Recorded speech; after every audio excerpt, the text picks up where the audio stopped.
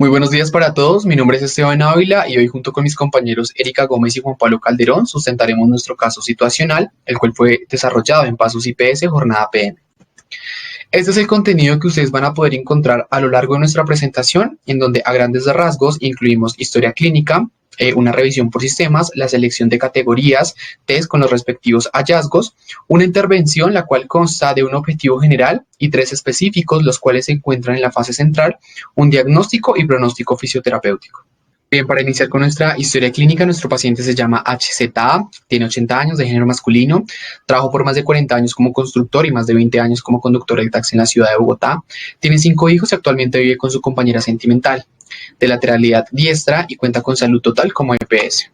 En cuanto a antecedentes personales, en cuanto a los patológicos, presenta hipertensión arterial, dolor lumbar crónico, una discopatía multinivel con estenosis foraminal múltiple y una espondilolistesis L1, L2, L3 y L4 y una mielopatía cervical. En cuanto a los quirúrgicos, presenta una artrodesis posterior a una descompresión de L3 hasta S1 por canal neural estrecho y una disectomía cervical y además de eso una artrodesis C3, C4, C5, C6. En tóxicos niega, alérgicos niega, hospitalarios 4 días en hospitalización debido a la cirugía, transfusionales niega, en farmacológicos esta es la cantidad de medicamentos que él consume, sin embargo pues actualmente solamente está consumiendo pregabalina de 75 miligramos, el cual es un medicamento para el dolor neuropático. En gineco-obstétricos no aplica, urológicos niega, traumáticos niega y heredofamiliares, la mamá presentaba hipertensión arterial y el papá se desconoce. En cuanto a banderas rojas, consume corticoides en los últimos 35 años, presenta parestesias en miembros superiores, los cuales se irradian hacia la muñeca de forma bilateral, específicamente sobre los dedos de la zona dorsal, y también presenta parestesias en miembros inferiores, los cuales se irradian hacia el talón con una sensación de ardor en donde lo refiere de manera caliente durante toda la noche sobre la zona pues anteriormente mencionada. También presenta dolor continuo sobre la zona lumbar, la cual se irradia hacia rodillas y pies, y en la zona cervical, pues la cual se irradia hacia los hombros y los brazos. Ahora explicaremos la historia médica del paciente. Motivo de consulta. Se me duermen las piernas, me hormiguean las piernas. Se me duermen los brazos y me hormiguean los brazos, del codo hasta la punta de los dedos. Siento que pierdo la fuerza y se me adormecen las piernas. En las noches, por el miedo a quedar paralizado cuando se me adormecen las piernas, me levanto a caminar un poco. Ahora, en la condición de salud actual, encontramos que el paciente puede desplazarse de forma independiente, pero necesita de asistencia tecnológica y por parte de sus cuidadores para realizar estos desplazamientos. Sumado a esto, tiene una reducción funcional en diferentes dimensiones. En el estado emocional encontramos que la limitación para realizar actividades de la vida diaria y participar con su contexto lo desaniman constantemente. Y la pareja sentimental reporta que tiene inicios de depresión y que lo ve desanimado constantemente. En la percepción general de salud, el paciente reporta tener dolores elevados constantemente, tensión muscular en los miembros inferiores y en los brazos. Sumado a esto, tiene un decremento en el sueño, cansancio excesivo y desánimo constante. Ya en el entorno de vida, el paciente vive en una casa de 2 pisos y vive en el primero, la cual tuvo adaptaciones arquitectónicas que, pensando en beneficio, lo terminaron fue limitando en su movilidad. En cuanto a la revisión por sistemas, se encontraron los siguientes hallazgos. En el sistema cardiovascular se encuentra conservado, realizando su respectiva toma de signos vitales. En integumentario sabemos que se encuentra alterado por las múltiples cirugías que ha tenido el paciente. En el sistema musculoesquelético también se encuentra alterado en cuanto a rango grueso, fuerza gruesa y simetría gruesa. Por otro lado, en neuromuscular se encuentra alterada la marcha, el equilibrio en posiciones como sedente largo, sedente corto, y en comunicación, afecto, estilo de aprendizaje, él se encuentra orientado en las 3 esferas y su estilo de aprendizaje es por imitación. Ya conocemos al paciente anteriormente, ahora explicaremos la patoquinesis.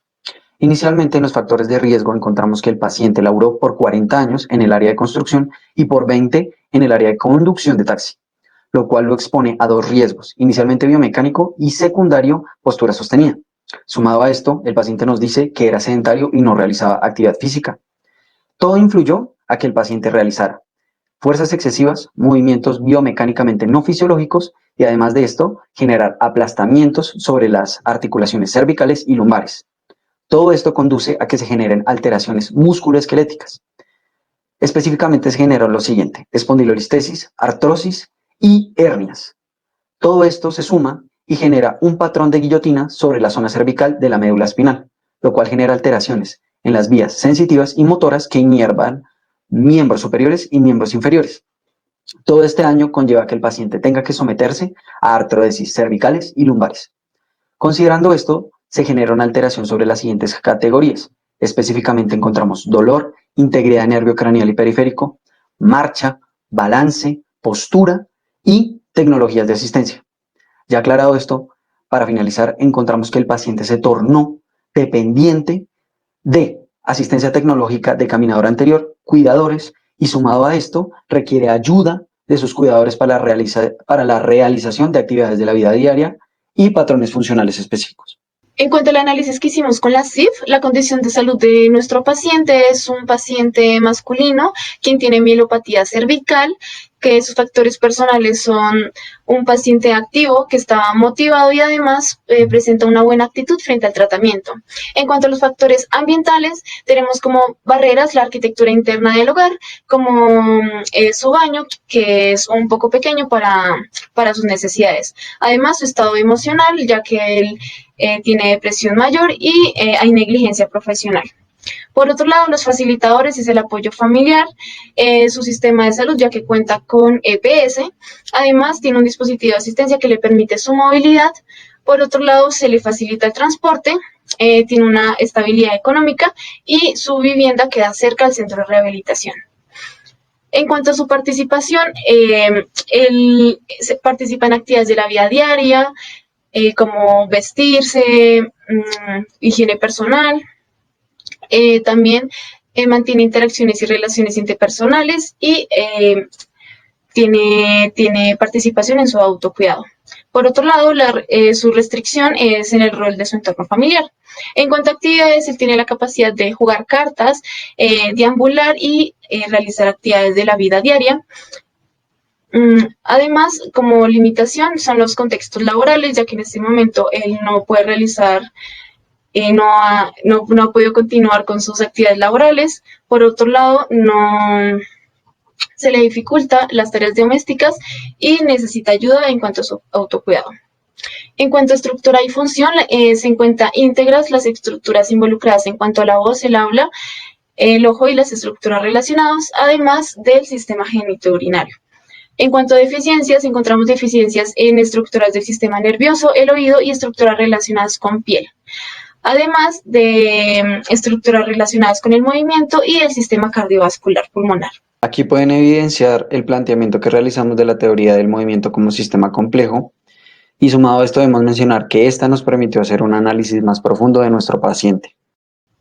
En cuanto a la selección de categorías según APTA, los test y las medidas con los respectivos hallazgos, en primera instancia tenemos 6 categorías primarias, en donde encontramos como primera categoría el dolor, en donde utilizamos EVA e indagación, y propusimos 3 dimensiones a evaluar: observación, inspección y palpación. En cuanto a la primera dimensión, digamos que los patrones de movimiento son disminuidos de manera general y lentos al ejecutarse. En cuanto a la segunda dimensión, la cual es la inspección, en la localización, pues el dolor es en zona cervical, muñecas, hombros, zona lumbar, la pierna, la rodilla y el talón del pie de manera bilateral. La frecuencia, él lo reporta como todos los días a cualquier hora. Es irradiado a los hombros desde la zona cervical e irradiado desde la zona lumbar hacia las piernas. En cuanto a las causas, se relaciona mucho con la artrodesis en la zona cervical y en la zona lumbar. Los agravantes lo refiere como caminar por distancias largas, pues también cambio de posición en cama o traslados al baño, la cocina, la sala, la habitación, que requieren pues pasar de bípedo ascendente y pasar mucho tiempo de pie. En cuanto a la intensidad, el dolor se agudiza el movimiento y disminuye el reposo. Los signos neurológicos que nosotros pudimos evidenciar es que el dolor se acompaña, como el paciente lo refiere en este caso, abro comillas, corrientazos en las manos y en los pies y sensación de ardor en los mismos durante las noches. El tiempo de evolución es de 3 años y finalmente la tercera dimensión, la cual es la palpación, pues se agudiza 2 puntos por encima cuando llega el paciente, es decir, si llega con un dolor 6 sobre 10, este se agudiza con la palpación 8 sobre 10 según la escala verbal análoga. Para valorar la categoría integridad de nervio craneal y periférico empleamos la escala ASIA. ¿Por qué? Inicialmente, la patología del paciente se estaba comportando como una lesión medular. Sumado a esto, es una escala que nos permite valorar el componente sensitivo y motor del paciente. ¿Cuáles fueron nuestros hallazgos? Inicialmente, en los dermatomas encontramos que de C1 a T1 hay una alteración en la sensibilidad superficial y la profunda se encuentra conservada. Ya de los dermatomas de T4 en adelante hay una conservación de ambas sensibilidades, tanto superficial como profunda. En el caso de S4 y S5, el paciente nos reporta que tiene un control óptimo de esfínteres y sumado a esto no tiene accidentes, por lo tanto lo calificamos como conservado. En este caso hay un predominio en alteración del hemicuerpo derecho. Listo. Ahora vamos a los miotomas. En los miotomas encontramos que todos los movimientos se encuentran en una nota de 4. ¿Qué quiere decir esto? El paciente vence la gravedad y se le puede aplicar ligera resistencia. Entonces, expliquemos los resultados. La alteración es de predominio sensitiva, específicamente en los miembros superiores y en las manos. El componente motor se encuentra conservado al momento de la ejecución aislada. No hay presencia de lesión medular.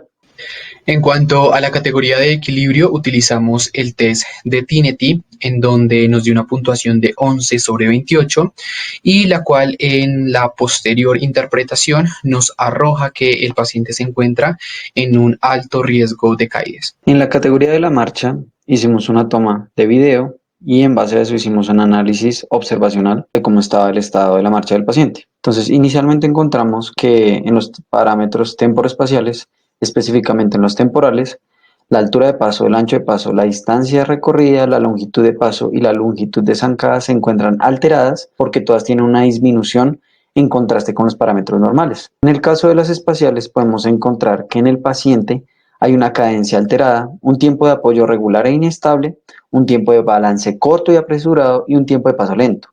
La velocidad de la marcha y la velocidad de la zancada también son regulares, ya que tienden a la inestabilidad y no son constantes. Sumado a esto y para finalizar, en los angulares podemos encontrar que el ángulo de paso, la angulación articular, la orientación de los segmentos y las posturas también se encuentran alteradas. No hay angulación externa, hay una alteración general en la flexión, es baja, lo cual es esperado en el caso del paciente. Sumado a esto, la orientación del segmento es regular y tiende a la caída. Y para finalizar, la postura tiende a ser antálgica cuando el paciente se está desplazando. Ok, al examinar la postura, lo realizamos desde vista anterior y posterior, donde hallamos que en la cabeza hay una ligera inclinación y una rotación hacia la derecha. También su columna cervical está recta. Los hombros hay una elevación de predominio del hombro izquierdo. Las escápulas se encuentran en adopción y elevadas con predominio de la escápula izquierda. Los codos tienen un flanco izquierdo con apertura. La pelvis tiene una inclinación de lateralidad derecha. Las extremidades inferiores se encuentran en varo y los pies están en pronación. En cuanto a la vista de lateralidad izquierda y derecha, se puede notar que tiene la cabeza adelantada. También la columna cervical tiene una lordosis disminuida. Además, los hombros tienen protrusión de hombros y se evidencia más protrusión de hombro izquierdo que el del derecho. También su tronco se encuentra adelantado. La columna dorsal tiene un leve aumento de la cifosis. Además, la columna lumbar tiene una disminución de la lordosis lumbar. Por otro lado, la pelvis tiene una retroversión pélvica y las articulaciones de la rodilla se puede ver que están ligeramente en hiperextensión. En cuanto a la categoría de tecnología de asistencia, aquí hicimos un análisis del artículo o equipo que utiliza nuestro paciente, en este caso es un caminador o andador, en donde básicamente es un dispositivo ortopédico que ayuda como tal a ganar independencia, autonomía y seguridad a la persona que tiene restringida la movilidad. Identificamos que es un andador simple de 4 apoyos, digamos que la altura correcta debe estar a nivel de la cadera, en donde pues no lo está, entonces digamos que se identifica que las empuñadoras no están a nivel del trocante mayor, lo cual se corrige a una altura 2 niveles por encima de lo que estaba.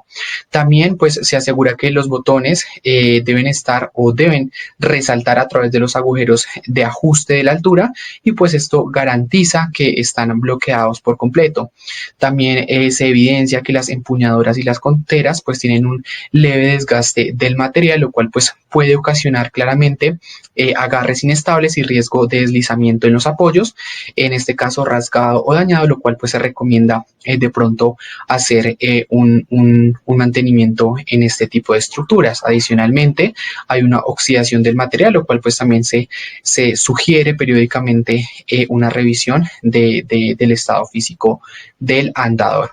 Además, pues el uso en este caso es de 6 puntos de apoyo en 3 tiempos, lo cual pues no digamos que no hicimos una educación al paciente como tal, ya que pues evidenciamos que lo realiza de la manera correcta.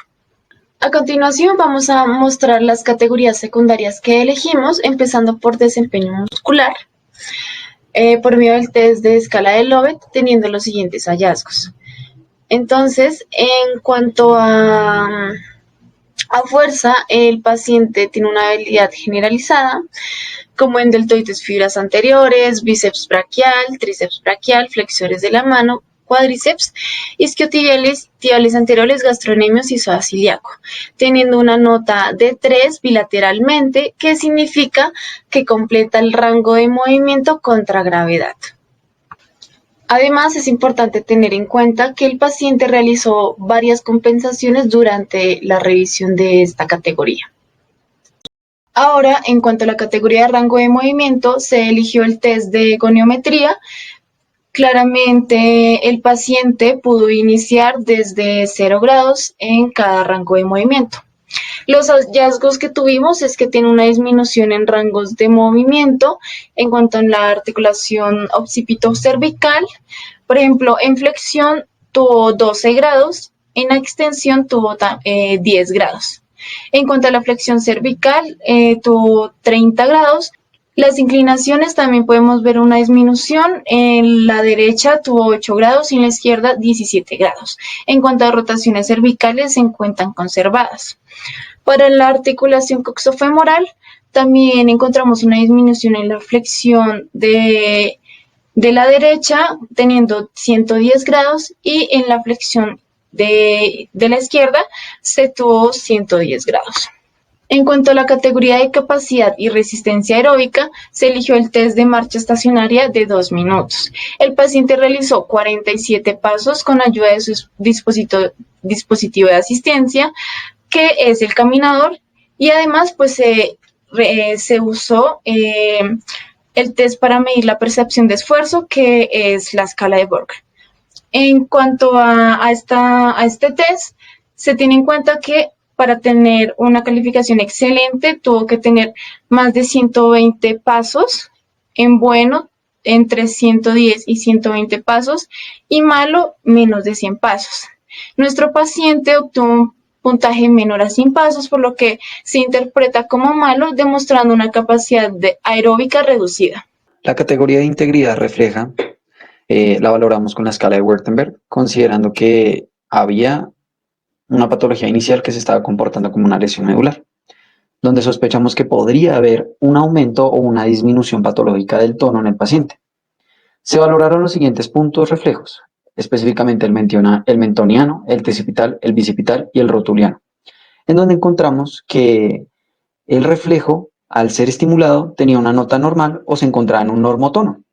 Por lo tanto, no había un aumento patológico o una disminución patológica en el tono muscular del paciente. Para la categoría de medidas antropométricas, empleamos los siguientes medios para valorarla.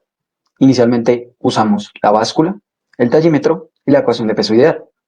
¿Qué pudimos encontrar en el paciente? Inicialmente mide unos 70 centímetros, pesa 72 kilogramos y considerando la ecuación de peso ideal, el paciente debería estar en 61 kilogramos. Considerando esto, encontramos que el paciente se encuentra 10 kilos por encima de lo que debería estar normalmente. Por lo tanto, está en un sobrepeso.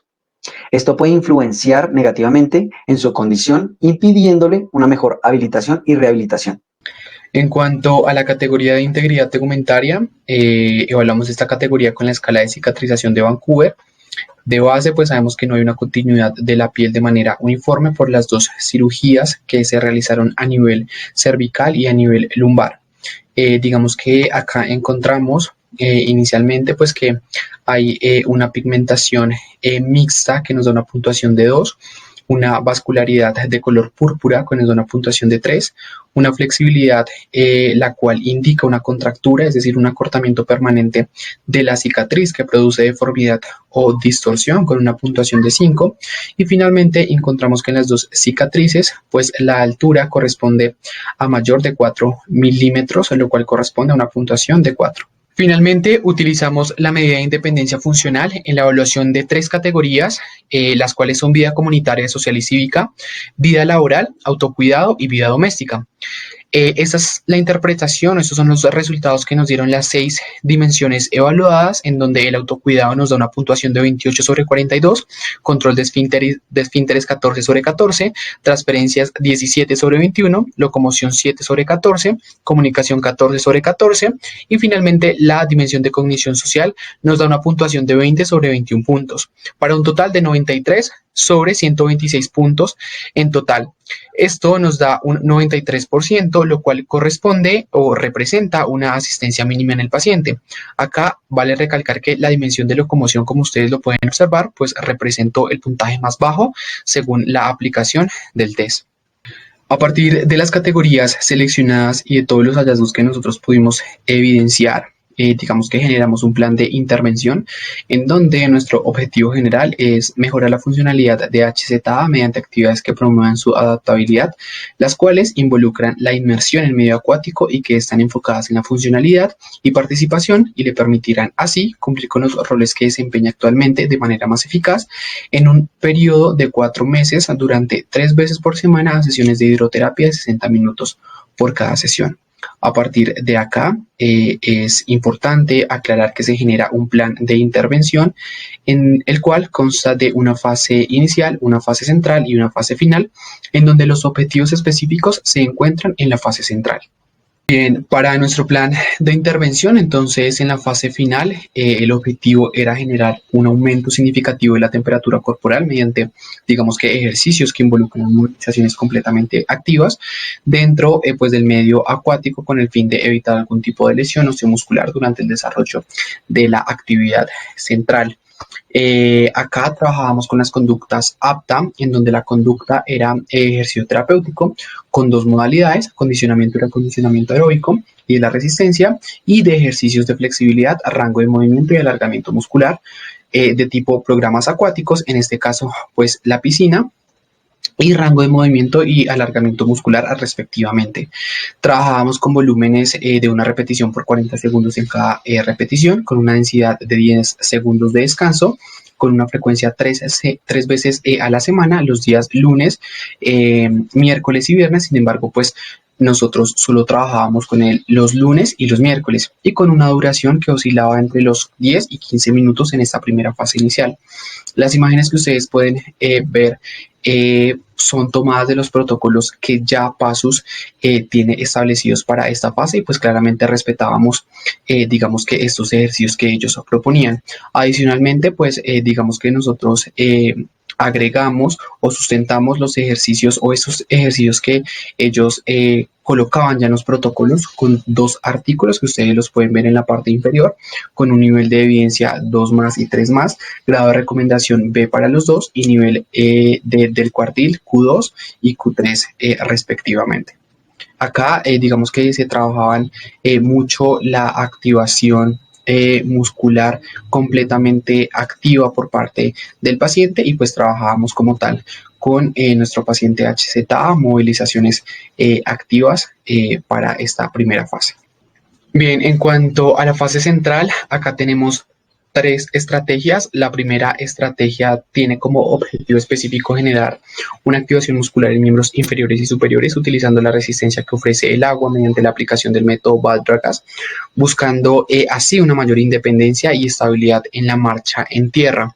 Digamos que este método está basado en principios de FNP, lo cual pues mejora considerablemente la fuerza muscular y busca como tal reproducir una serie de movimientos funcionales en espiral y en diagonal mediante estímulos verbales, visuales y táctiles en medio acuático.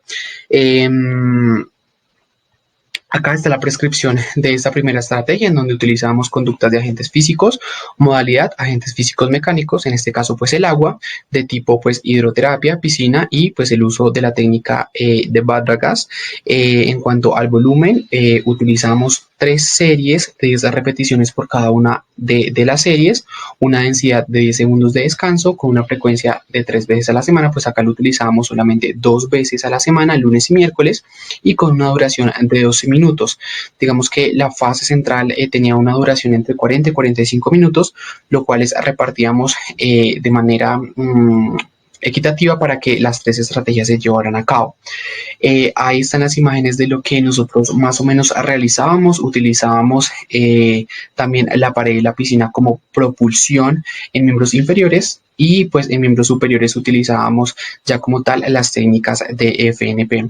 También digamos que quisimos sustentar la importancia o la eficacia que tiene esta técnica con un artículo, el cual pues encontramos el nivel de evidencia, el grado de recomendación y el nivel del cuartil para sustentarlo de una mejor manera. En la estrategia número 2 de intervención encontramos el siguiente objetivo: mantener o mejorar las fases y subfases de la marcha, específicamente la base de sustentación, la anchura de paso y el apoyo inicial en el paciente, para optimizar su función motora, la independencia en las actividades de la vida diaria, la participación e interacción dentro de su contexto.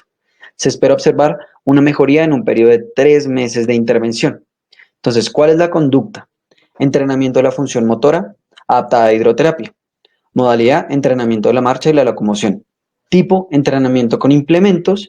Y hablando de la descripción, se establecerá una distancia de 7 a 8 metros donde el paciente deberá hacer 3 recorridos de ida y vuelta en esa distancia y se le brindarán intervalos de descanso de 1 minuto. La prescripción se modula empleando la ecuación de Tanaka, donde tenemos que mantenerlo en una pulsación de 81 pulsaciones por minuto, que sería el 60% de la frecuencia cardíaca máxima, restándole un 17, ya considerando que estamos en el medio de hidroterapia. Esta intervención se basa en la evidencia científica. Para continuar, para la estrategia número 3, tenemos como objetivo mejorar el componente de equilibrio estático y dinámico por medio de tareas específicas utilizando el medio acuático, como facilitador para el paciente en la ejecución de habilidades funcionales y así dinamizar actividades en tierra. Entonces, de acuerdo a esto, elegimos como conducta el entrenamiento de la función motora, la modalidad del entrenamiento del balance, tipo educación o reeducación neuromuscular, con un volumen de 2 series de 12 repeticiones, acompañada de una densidad de 30 segundos de descanso y 2 veces a la semana. Además de una duración de 12 minutos, ya que se divide la fase central en diferentes actividades. Y la intensidad será modulada empleando la escala de Borg y considerando la frecuencia cardíaca máxima del paciente, que serían 81 pulsaciones por minuto.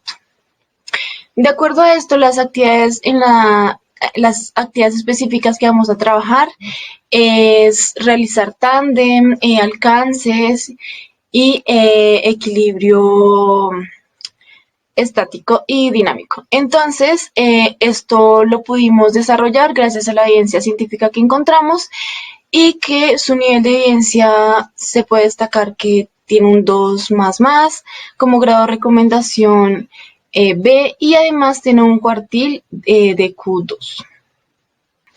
Ya para la fase final, se tiene como objetivo disminuir el dolor generalizado por medio de técnicas de hidroterapia que involucren la relajación muscular y el aumento en la movilidad, logrando así una mejor calidad de vida para el paciente. Entonces, como conducta Se eligió los agentes físicos, la modalidad agentes físicos mecánicos, el tipo es hidroterapia, piscina, usando la técnica de Watsu. También como volumen tenemos 10 minutos con una frecuencia de 3 veces a la semana durante 15 minutos. También pudimos encontrar evidencia científica en la que se demuestra los beneficios que nos trae este tipo de técnicas y también nos dio un nivel de evidencia de 2++ y un grado de recomendación de B. Este es el diagnóstico fisioterapéutico propuesto, el cual me permito leerlo. HZA de sexo masculino de 80 años de edad con diagnóstico médico de mielopatía cervical, quien trabajó durante más de 40 años en construcción y durante 20 años más como taxista en la ciudad de Bogotá. Disfruta de escuchar música y jugar cartas con su compañera sentimental y cumple con el rol de pareja, padre, hijo y abuelo. HZA es alegre y algo extrovertido durante las sesiones. Le gusta participar de manera activa y atenta en el desarrollo de las mismas. Presenta una deficiencia primaria en el sistema neuromuscular con un patrón preferido G, el cual corresponde a una deficiencia en la función motora e integridad sensorial asociada a polineuropatías, y una deficiencia secundaria en el sistema musculoesquelético con un patrón preferido F, el cual corresponde a una deficiencia en la movilidad articular, función motora, desempeño muscular y rango de movimiento e integridad refleja asociados con desórdenes espinales, los cuales se evidencian con una importante alteración en el patrón de la marcha, el cual es asistido durante la locomoción con ayuda externa, caminadora anterior.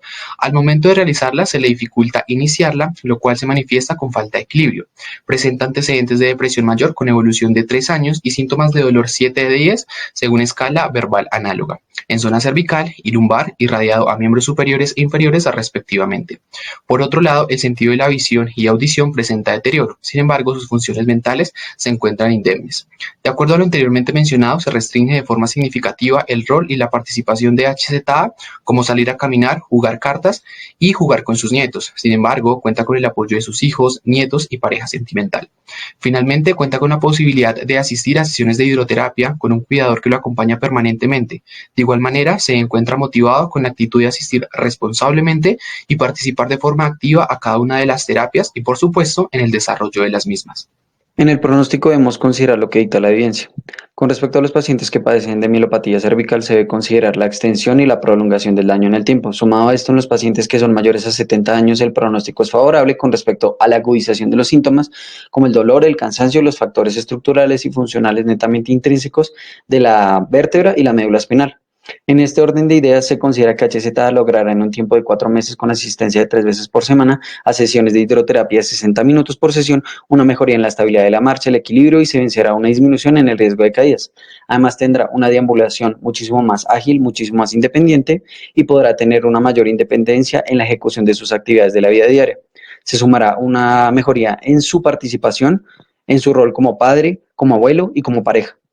En este orden de ideas, es importante mencionar que el pronóstico sigue siendo reservado, pero se monitoreará la evolución del paciente y así precisará el diagnóstico a medida que el paciente lo permita. El éxito de lo anteriormente mencionado dependerá de la adherencia al tratamiento, compromiso de asistencia y participación durante las terapias de HZA.